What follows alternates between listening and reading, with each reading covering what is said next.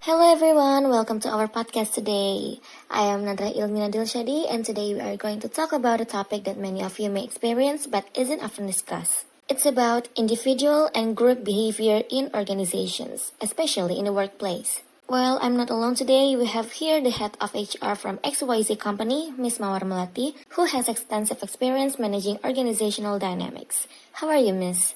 Alhamdulillah, I'm doing well. Thank you for having me. I'm excited to share about organizational dynamics. This topic is very close to what I do daily in HR, so I can't wait to dive in. It's a pleasure to have you here, Miss. Okay, friends, we'll be discussing individual and group dynamics in organizations, covering roles, motivation, and conflict management. And to make it more engaging, we'll also be watching some TED Talk videos together. Stay tuned. Okay, Ms. Mawar, when we talk about individual behavior, why is it so important to understand this within an organization, especially in the workplace? Well, in the workplace, each individual has a big impact. The cognitive dissonance theory explains the psychological discomfort that occurs when behavior is inconsistent with someone's attitudes or values. Positive individual behavior like honesty and integrity can foster an ethical work culture, which can either build up or disrupt the team's productivity. Absolutely. It's like a domino effect, right? Well, incidentally, we have a short TED Talk video titled The Power of Vulnerability by Bryn Brown that can help us understand why integrity in the workplace is crucial. Where our job, the definition of research is to control and predict, to study phenomenon for the explicit reason to control and predict. And now my mission to control and predict had turned up the answer that the way to live is with vulnerability and to stop controlling and predicting. This led to a little breakdown, which actually looked more like this. And it did. It led to I call it a breakdown, my therapist calls it a spiritual awakening. What do you think, Miss? How much impact does honesty from team members have on the team as a whole? Oh, the impact is tremendous. When individuals are honest, others feel more comfortable and open as well. As Gary Dessler mentions in Human Resource Management book, an organization that upholds these values will have a solid and productive team. When it comes to motivation, what do you think makes someone feel enthusiastic about contributing to the team? Motivation at work has many sources, but intrinsic motivation, like feeling empowered and appreciated, is very powerful. At XYZ, we use management by objectives to align individual goals with organizational goals.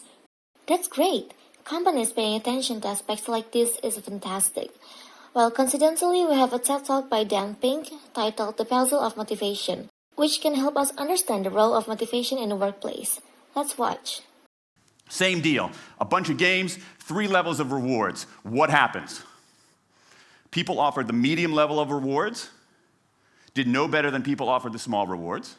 But this time, people offered the highest rewards. They did worst of all. In 8 of the 9 tasks we examined across 3 experiments, higher incentives led to worse performance.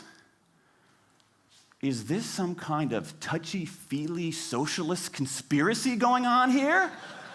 No, these are economists from MIT, from Carnegie Mellon, from the University of Chicago. And do you know who sponsored this research? The Federal Reserve Bank of the United States. What do you think, Miss?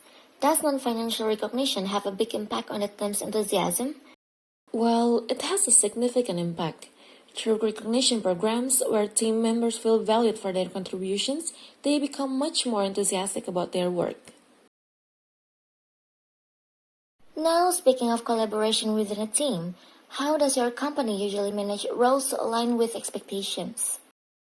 In a strong team, each member has a well-defined role. As Robbins and Judge note, role allocation is important for preventing conflict. At XYZ, we conduct a kick-off meeting at the start of each project to set roles clearly from the beginning. That's impressive. It's timely as we have a clip from TED Talk titled How to Turn a Group of Strangers into a Team by Abby Edmondson, where she discusses effective collaboration and the importance of communication within a team. What message did they hear, right? It's me or you. For me to succeed, you must fail. Now, I don't think too many organizations welcome newcomers that way anymore, but still, many times people arrive with that message of scarcity anyway, right? It's me or you. It's awfully hard to team if you inadvertently see others as competitors. So we have to overcome that one as well. And when we do, the results can be awesome, right? Abraham Lincoln said once, "I don't like that man very much. I must get to know him better." Right? Think about that, right? I don't like him. It means I don't know him well enough. It's extraordinary, right? So this is the mindset, I have to say, this is the mindset you need for effective teaming. So This video shows how crucial clear roles and communication are. Does your company have any special ways to ensure smooth role implementation within the team? Yes, we conduct regular evaluations and encourage feedback. When all team members know their roles, teamwork becomes much more effective and productive. As we know, leadership is also important in building a solid team. In your opinion, what kind of leadership style is suitable in today's work environment? Well, in my opinion, transformational leadership is highly influential in the current work environment because it inspires employees emotionally and leads by example. Absolutely. We also have a TED Talk by Simon Sinek, Why Good Leaders Make You Feel Safe, which discusses the importance of creating a sense of safety through leadership. You see, Bob doesn't believe in head counts. Bob believes in heart counts. And it's much more difficult to simply reduce the heart count. And so they came up with a furlough program. Every employee from secretary to CEO was required to take 4 weeks of unpaid vacation. They could take it any time they wanted, and they did not have to take it consecutively. But it was how Bob announced the program that mattered so much. He said, it's better that we should all suffer a little than any of us should have to suffer a lot. And morale went up. They saved $20 million. And most importantly, as would be expected, when the people feel safe and protected by the leadership in the organization, the natural reaction is to trust and cooperate. What do you think, Miss? How can leaders create a sense of safety for their team? When leaders listen and are open to feedback, the team feels valued and safe. When a team feels safe, they are more willing to take initiative and innovate. How about communication? Conflict is inevitable. How does your company usually handle conflict within the team? Honest communication is key. As Luton explains, organizations that encourage open communication can handle conflicts more effectively. Exactly. We have a clip from TED Talk titled Dare to Disagree by Margaret Heffernan, which emphasized the importance of courage in discussions and handling conflicts. He wasn't a crank at all. He was passionately devoted to the organization and the higher purposes that that organization served. But he had been so afraid of conflict until finally he became more afraid of the silence. And when he dared to speak, he discovered much more inside himself and much more given the system than he had ever imagined.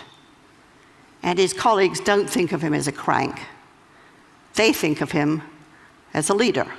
Do you have any specific approaches when conflicts arise? Yes, we encourage open dialogue so everyone feels respected and issues are resolved constructively. Finally, let's discuss ethics. Why do you think ethics are so important in an organization? Well, ethics are fundamental in any organization. Values like honesty and responsibility guide every action, aligning with Rockich's theory on values. Perfect. We have a TED Talk clip titled What Makes Us Feel Good About Our Work by Dan Early, which discusses how ethical work can enhance job satisfaction. US called the IKEA. And IKEA is a store with kind of okay furniture that takes a long time to assemble. And I don't know about you, but every time I assemble one of those, it takes me much longer, it's much more effortful, it's much more confusing, I put things in the wrong way. I can't say I enjoy those pieces. I can't say I enjoy the process, but when I finish it, I seem to like those IKEA pieces of furniture more than I like other ones. Miss, does the company have strategies to promote work ethics among employees? Of course, We frequently hold work ethics training and values briefing sessions.